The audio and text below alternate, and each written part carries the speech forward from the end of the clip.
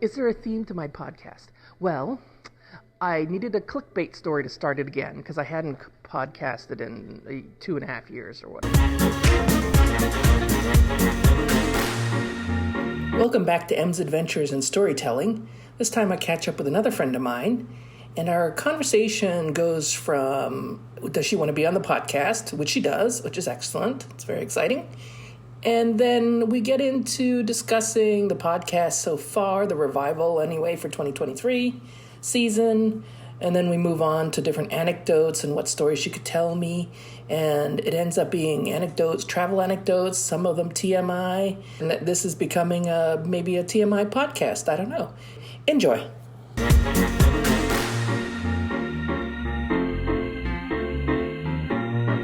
And so I decided to get the story out of this guy that I know who is a nude male art model. Oh, wow. Yes. And so that actually, we recorded I know another one of those if you want to have another conversation. Oh, interesting. Mm-hmm. Yes. Because I would like another male? Oh, because I would like to talk to that person. They know each other, of course, because the world is tiny.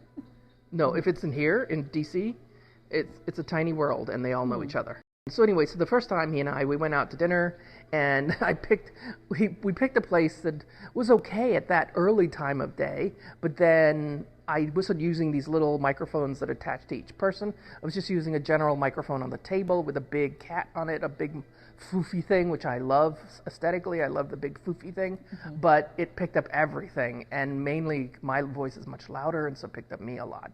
And then the disco happy hour started, and you just couldn't hear us at all. So then we had to repeat it.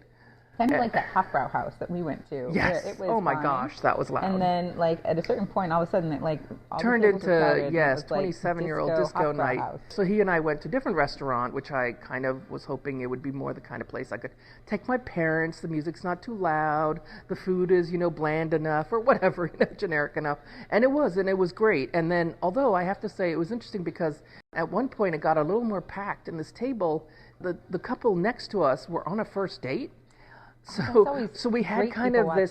So we had this kind of. We're like talking about nudity and et cetera, and this couple next to us, and I'm thinking, well, I hope it's not made awkward for them, as we're talking about what's that space called between the bulk and the whatever. So I did not intend for my podcast to become a TMI podcast, but I have always been a lover of TMI, too much information, and people always accuse me of TMI, but I'm like, someone should talk about it.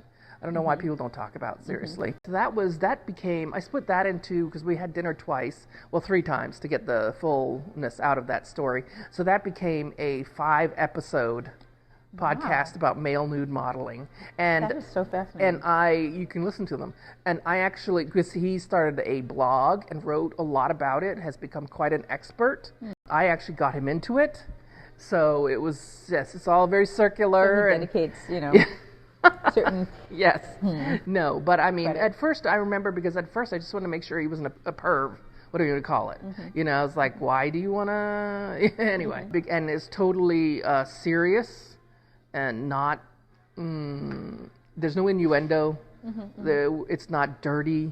I mean, unless you're, unless you think anything about nudity is dirty, which, in case you shouldn't be listening to my podcast. But anyway, so that was the first one. And then the second one was with my friend, and he and I hadn't seen each other in a while. But he and I always have a lot of innuendo and repartee, and we're quick with each other, quick-witted. And so we went out to eat all-you-can-eat Korean. Our waiter was a guy who just graduated from undergrad, a Mongolian, and he really wanted to talk to us. And I wish I had had a microphone to stick on him, because the microphones did pick him up, but because he was 2 or 3 feet away, it was harder to hear him. And so afterwards I had to spend I didn't have to, but I spent 9 hours cutting. Can you speak English? That's a new word. Yeah, editing, cutting and editing. Like ginormous. Yeah, exactly. Cutting the bits with him and the bits where our voices were much closer to our microphones, obviously. And I have since gotten a microphone set that has 4 pieces, so you can have 4 people talking. And then I don't know if this set that I have I have 2 sets of the 2, so maybe all 4 would work.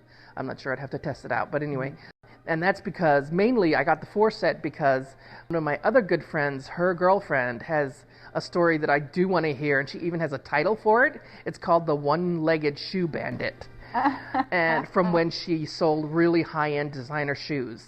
But because she apparently doesn't tell the story very well, it's up to her girlfriend to help her, tell the story really well, and so all that kind of stuff. So I need to have different microphones for that, and obviously for me as the MC. So that was the second one where we were inadvertently got to hear a little bit about this Mongolian guy who is supporting his mother, and he came over here and so on, and he really wanted to talk to us and really needs to find a job and all this other stuff. Anyway, and then my friend and I just like shooting the shit and talking about this or that, and our love of wandering around the house when we're by ourselves so we got talking about that, and then it all of a sudden becomes that. It is, you're by yourself, you're in your house, whatever. Yeah, but then of course it was very humorous because he just became a puppy daddy, and so yes. It's different. That's so cute. It's different when you're, there are other creatures around. Anyway, so yes. So it all of a sudden became TMI again. So I'm like, oh, this is not at all what I was saying. But anyway, and then the third person that I put up was actually a test podcast I'd done via the internet on a platform called Riverside, which is a online studio, but the problem is for the unpaid version, they only let you record an hour, but it is nice because they send you files separate, the person you recorded, yourself, and it's all separate files, right? And there's also visual if you want, because nowadays a lot of people, especially on YouTube, post their podcasts with the visuals of them talking. Oh, well, and people like it, actually. Rogan style. Yeah, people like it. It's amazing. And I find that I actually have more people finding my podcasts from YouTube. So I decided quickly to start posting them on YouTube because YouTube has a better search mechanism than the online podcast platforms. I find it a little bit difficult to search for the content things that I'm looking for. Was on YouTube, I feel like the mechanism is better. And so I was really amazed because my YouTube channel had also been kind of lying fallow. And then I put one of the ones with the nude male art model, and it got like 365 views, whatever. And then the second one I put up 1,700 views or something like that. Wow. And it was hilarious because I looked at the statistics like the second week, and you can look at demographics, and it was 100% men over 65 And interesting. Yes, and I'm like, oh, I'm sorry, guys. Are they the ones that traveled to? Yes, there are no images. This is a serious talk about nude art modeling. No images of nude men at all. So anyway, your audience. I mean. Yeah, but the demographics have kind of evened out. Since then, and it was weird because I felt at first that the only audience were his cousins, because he seemed to have like all these cousins, female, who were all who've been super supportive of him all the time, of his art modeling.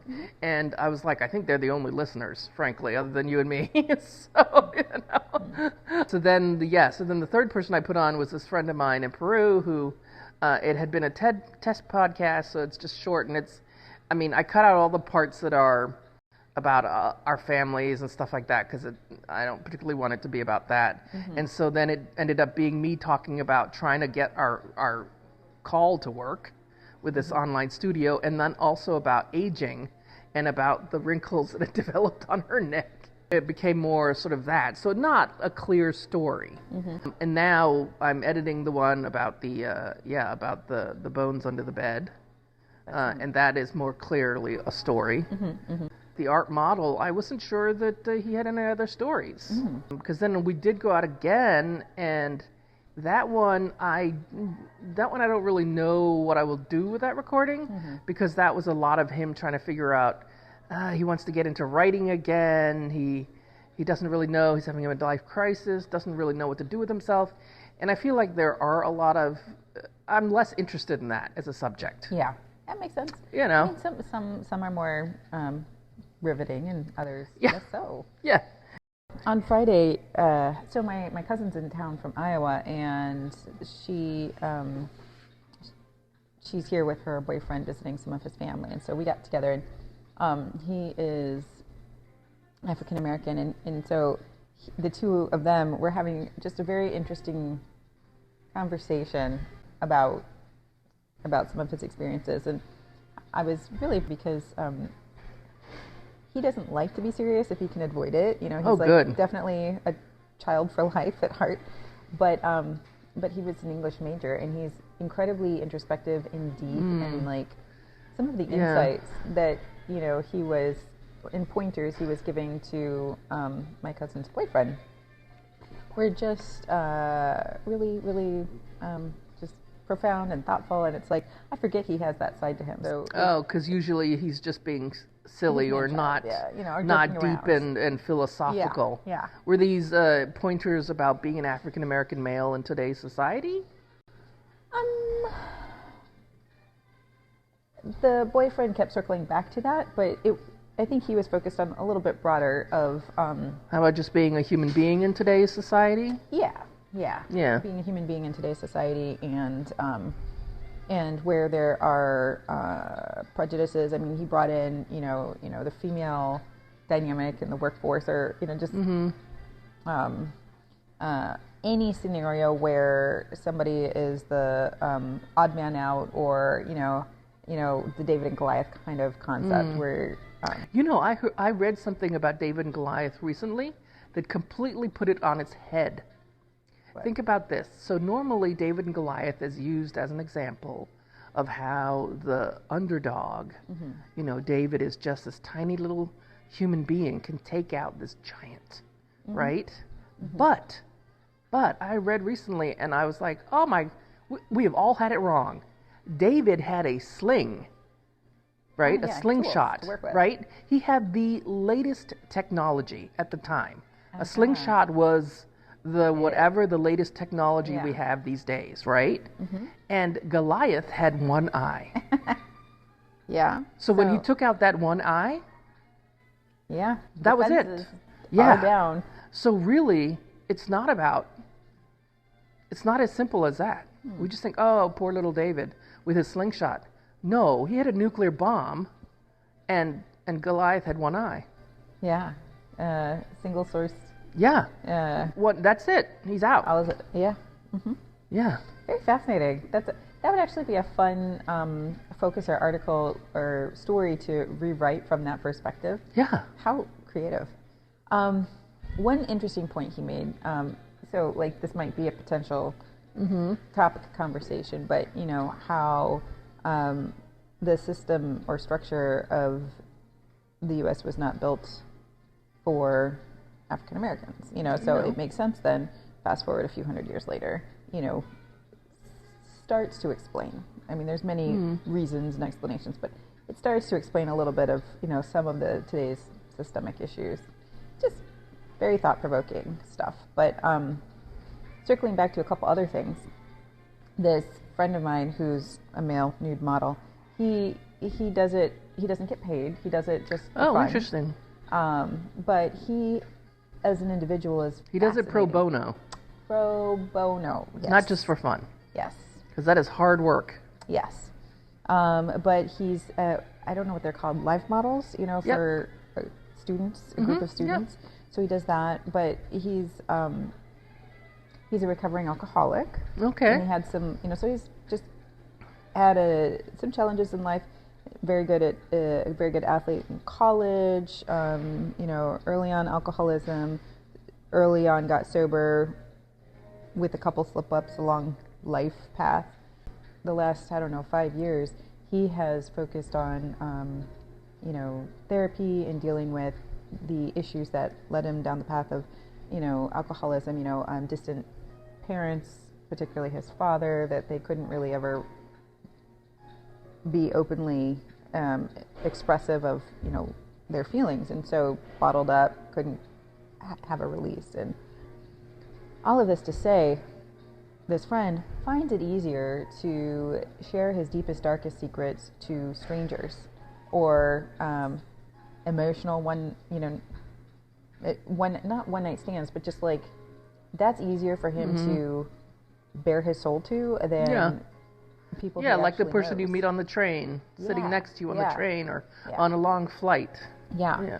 And so from that has born, some of his quirky interests. Like he's gotten into, the modeling bit, but also he found he connected with somebody who was needing housework, but was open-minded, and so they've worked out an agreement where she lets him come, however often, monthly or whatever, to her house. She's older, and then he gets to clean her house or do whatever she needs around the house while he's naked. And so, there's some. It's because he has this need. It's liberating for him. Right. Okay. He's where he, because he enjoys it. Yeah. Being. I guess so. Nude or the voyeurism part, having not someone the voyeurism watch him. Part. It's not sexual. It's a way, I think, for him to manifest. It's very freeing for him in whatever emotional or mental way. And he doesn't get enough from doing the art modeling. I guess the live modeling. I guess not. But and he's posed for individual artists. He's done the group thing, photographs, painting, and then now into this where, for him, I guess something along the lines of he shared, it's very freeing for him to be doing acts of service or like not debasing himself, but providing a service, but then also doing it while in a state of total vulnerability. Certainly in art history, when you see a lot of people naked, I mean, some people would have considered, oh, that's just the artist liking to paint nude women. Through, history, in many religions or philosophies, the state of nudity, the return to when you were a baby, is the most vulnerable stage. And so if they take you to regression therapy, you will be naked, that kind of thing. And also in terms of purity. So in many philosophies, being naked is the purest form. Yes, and it is in Christianity too, because once they, knew they were not nude but naked, then they were no longer innocent. The only other, and it's been a long time since I've talked to this friend of mine, but absolutely, if you're interested in interesting people to meet, I could certainly see if he would be open to talking. Especially if it's in a non-visual form. Where also can be in a non-name form. I mean, it's not really important what your name is. I think in life, of course, it's important what your name is. But in terms of telling the story, everybody has a story like this, I think. Some of them may have more than... of course, there may be people out there, who are like, no, we do not have a story like this. That's fun, too. The only other example I'm aware of, and this is kind of a fun story. So my 2021, 2 years ago, my mom and I did a once-in-a-lifetime trip. We rafted at the bottom of the Grand Canyon along the Colorado River for a week. Wow. To do the whole trip is like 14 days, where you start at Lake Powell and end up at Lake Mead, so there's no hiking involved. But we didn't have that much time. Or finances. So we hiked in, and we did the lower half of the canyon, and ended up at Lake Mead by Las Vegas. So how many days you spent on the boat? Or rafting? It was 8 nights.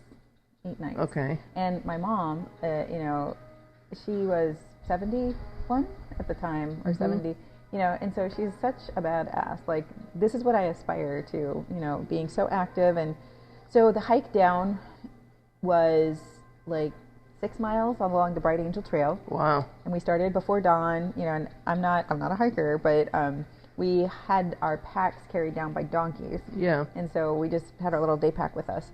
Now there was 2 other women who were on our same trip, and they hiked down with their packs, and they were maybe 10 years, they were best friends, they were maybe 10 years younger than my mom.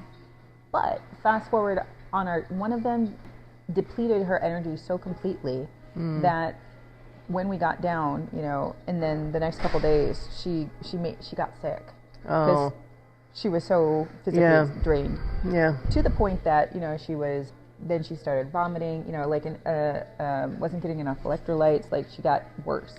She worse. Rather than recovered. And Yeah. we actually ended up having the National Park Service's helicopter into the canyon and airlift her and her friend out to the hospital. She, as I understand, because my mom was in touch with the two ladies, but she was in the hospital like 3 or 4 days before they released her. Like, so she, at the time I was like, really? She's just dehydrated. Yeah. But she was legit extremely, extremely ill. So they made the right call to medevac her out. The guides that we were with in our group, one of them that was like his 50-something trip along the canyon. Yeah. Others, some were newer, like a couple years of experience, and others have been doing it for 8+ years during the season. Yeah. So a tremendous amount of experience by the guides. They had only ever seen medevacs like 2 or 3 times in their career. So it's very unusual. Okay. Wow. Yeah. Yeah. And then also on our trip in the Upper Canyon, so before we joined the group, there was a physician's assistant guest who got bit by a scorpion. Oh no. And then during our leg of the trip, the second half, the groover is the toilet that everybody uses. Because you have to carry out everything. Of course, yes. And so, there's a whole system, and, they give us this luxurious soft close toilet seat that sits on a big old ammo can. Yeah. And you take turns, and, and it's the most gorgeous views. Yes, while you're sitting on this plastic can. While you're sitting on the stool, right. Yeah, the most gorgeous views, like open air, hearing the birds chirp in the bright blue sky. It's, like, amazing. That in and of itself is unforgettable. But one morning, one of the guides went out, and there was, like, a rattlesnake parked right by the groover. So they had to relocate this animal. But red ants. You're sleeping on a path highway, on a red ant highway. Well, just in the sand along the river. So it's like it's open air, gorgeous stars. Like you have no tents. Yes, but it's so hot that you don't want to. In the time we went in August, so that time of year, you don't want to be in the tent because you want to see the stars. Unless it's raining. One night it rained, so we had to get in the tents, and it was stifling. It was awful. But at any rate, so Colorado River hike. So nudist guy. So as we were hiking in, we started to come across people hiking out, and we came across some of the people coming out from our rafting trip. Okay, yeah. And one of those gentlemen we met was hiking out by himself, but this man was in his 80s and, into yoga, very healthy, of course, but so active. And we found out later with our group that this guy was hiking out to join. What he would be doing next was joining a nudist colony for 1 or 2 weeks for yoga practice or something. But it was just very interesting, and a good reminder to me about how different people, just so many different people with different interests and from different walks of life, and just so many fascinating people out there that you never meet, or we all live in bubbles sometimes, I guess. I think everybody lives in their own little world, and that's partly why I wanted to be like, okay, tell me a story about something that, and because I think I'm a pretty normal, ordinary person, and I don't mean that in a negative way, but most of us, average Joe, we're just pretty normal if we're lucky enough to be just living a normal, good life, right? And then, of course, there are the extraordinary people, and that's a different story. But it's all those little stories in between that I'm kind of interested in hearing, where somebody might appear just completely normal, and they are normal, but they have this particular story or this hobby or this passion or this whatever it is that you would never guess by looking at them. No. So I have little vignette stories. Okay. That the common theme of them is Egypt. Okay. So about 10 years ago, in all three of these little stories, I was by myself, traveling by myself to Egypt, and this was right after the Muslim Brotherhood Arab Spring? The Arab Spring there. And so tourism was like It was decimated. inexpensive, I would think. It was, yes, and it was not crowded. So going to the pyramids or to the famous archaeological museum off the main square in Cairo, it wasn't packed like it normally would be. So I saw that as a plus. That was still not packed. That was a great time to go. Really? No. Oh, that's sad to hear. Yeah, tourism's low.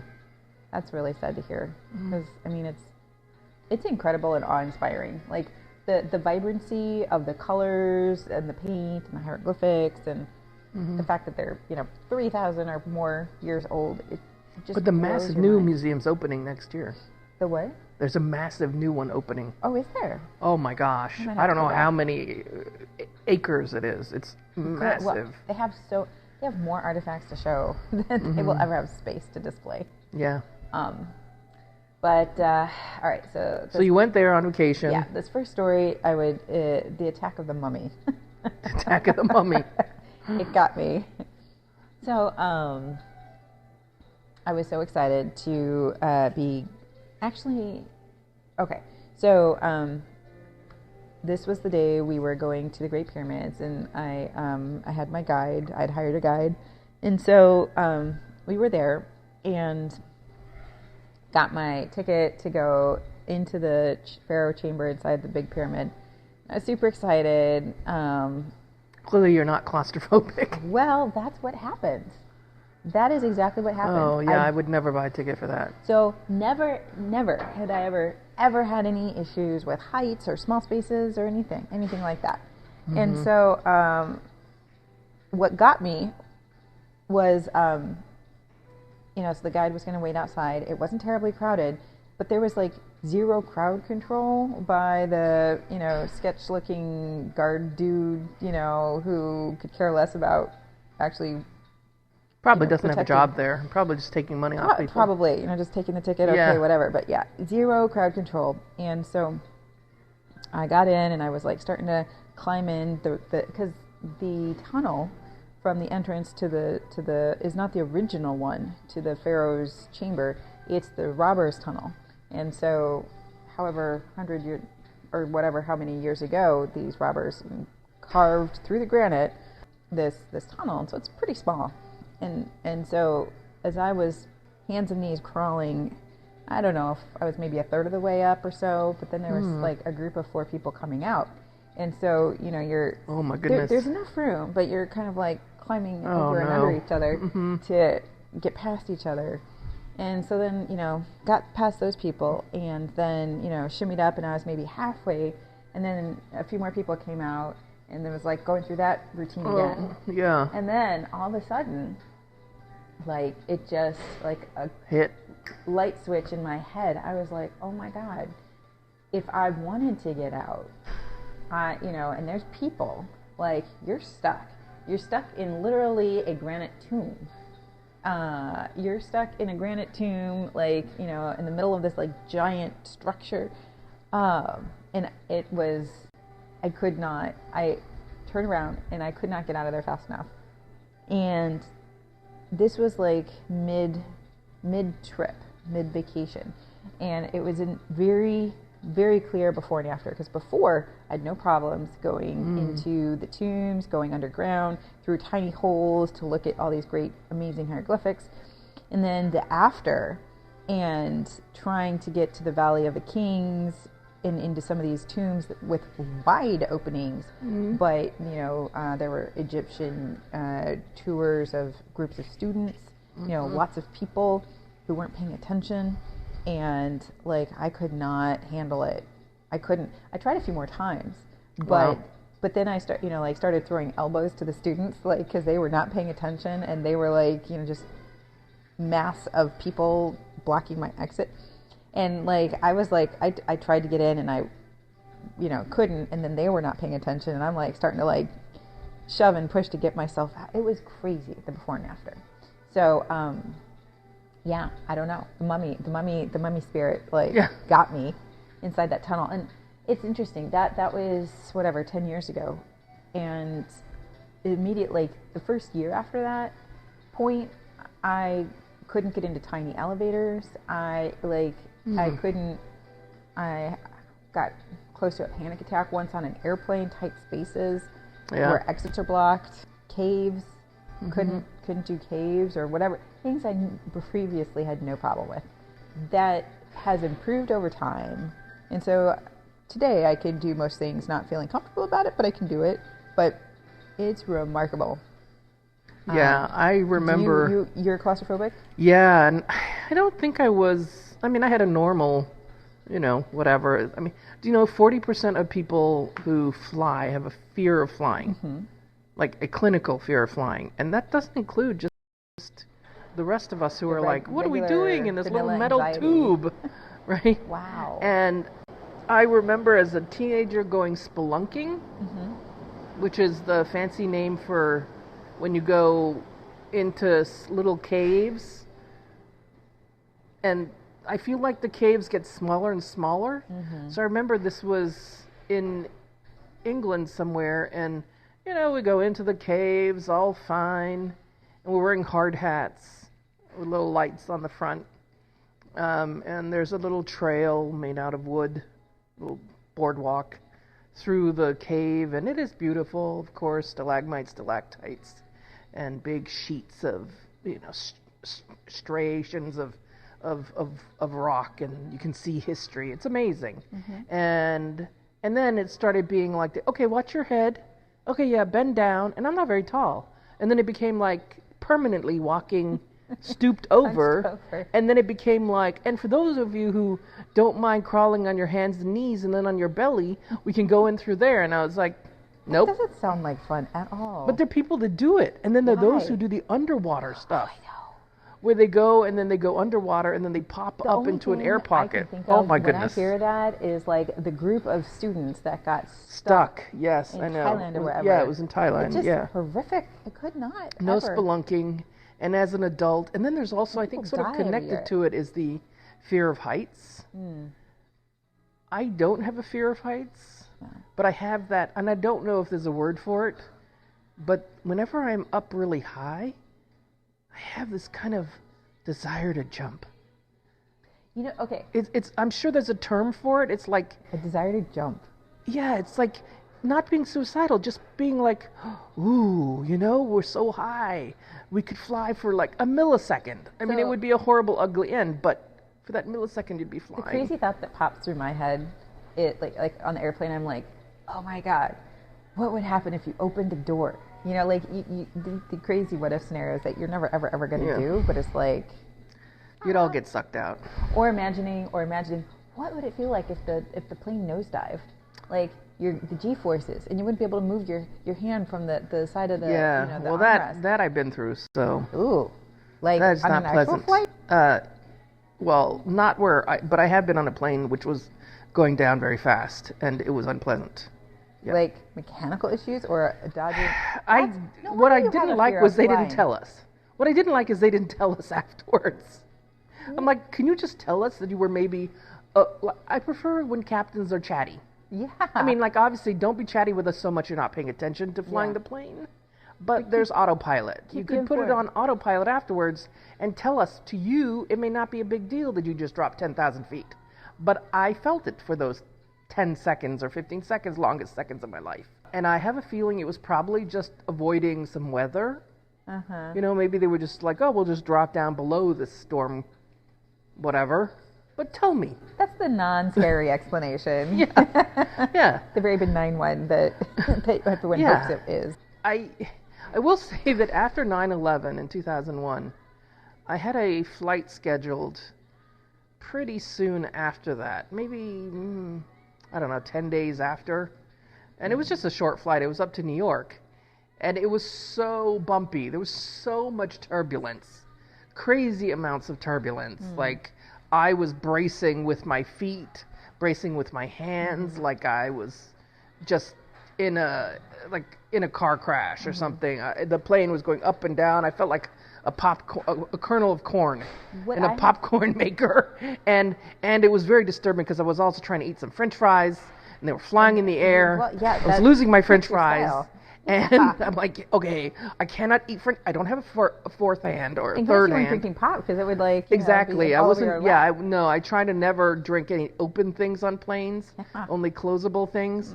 But I remember that particular flight because there weren't very many people flying that soon after 9/11, and I felt a sort of a sense of immortality because I thought, you know what?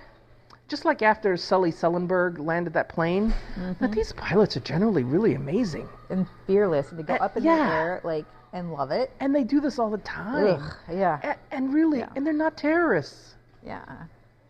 It's like, yeah.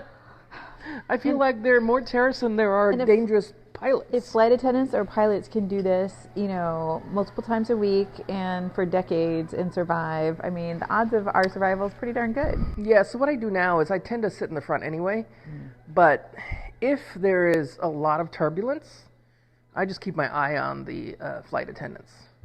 Because if they're just sitting there on their phone playing games, there's nothing going on. Yeah. When you see a flight attendant worried, then yes, you should be worried. Happens? No. Okay. Yeah, no. I've learned when I get scared, I get grabby. Oh, yeah.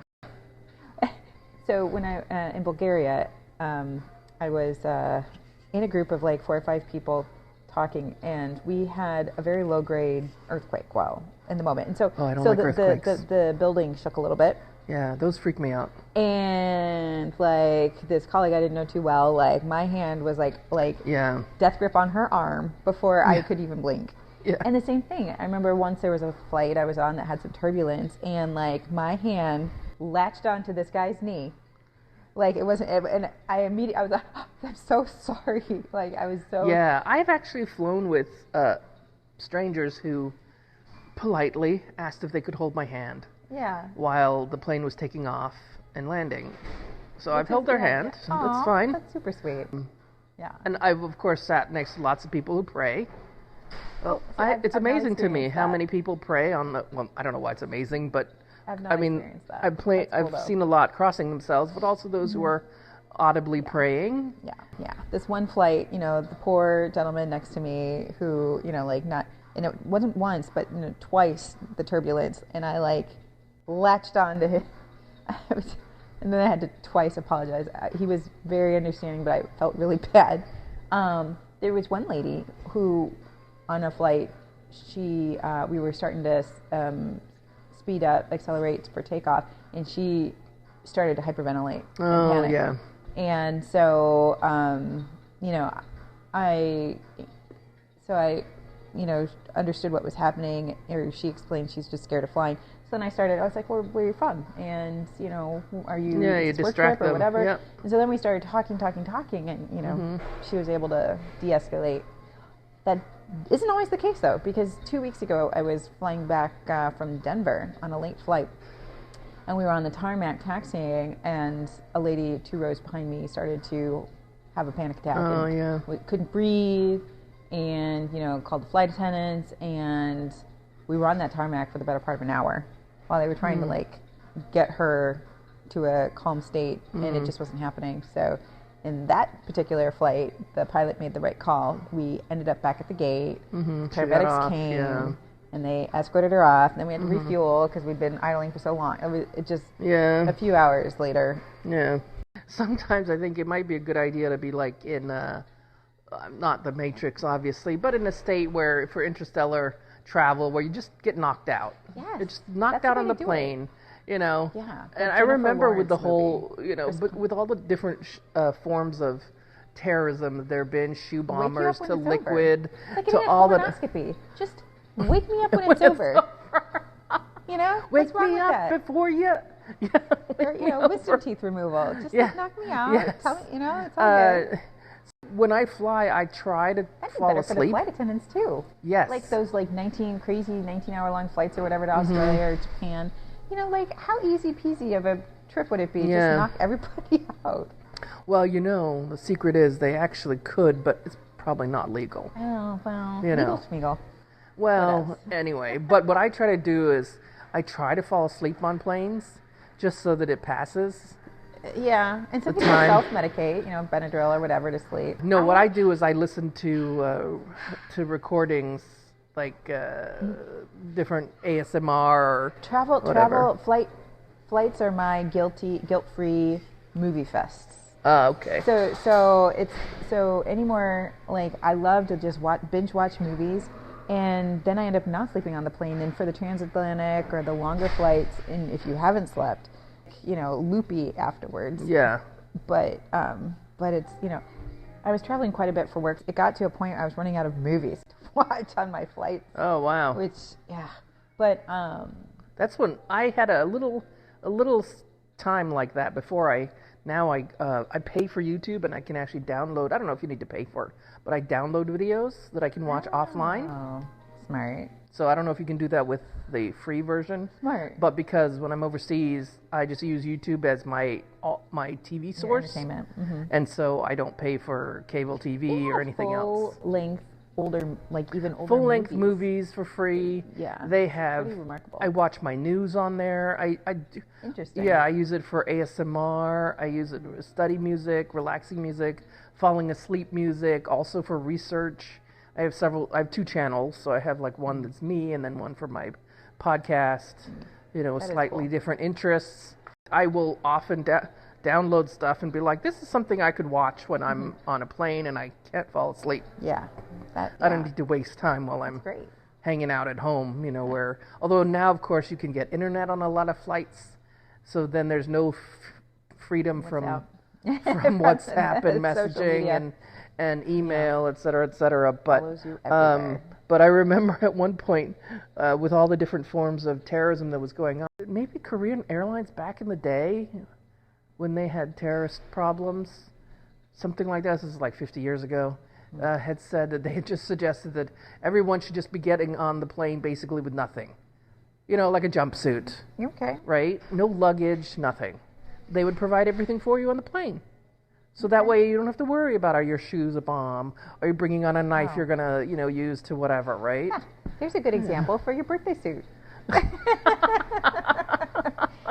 I mean, in your state of total vulnerability, and it's safe and secure. Exactly. Hand everybody a bathrobe.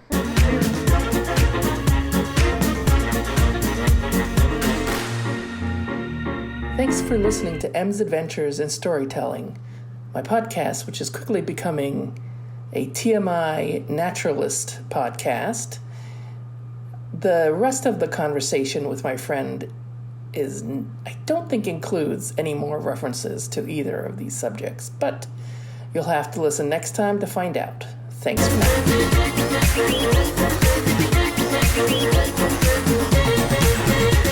now.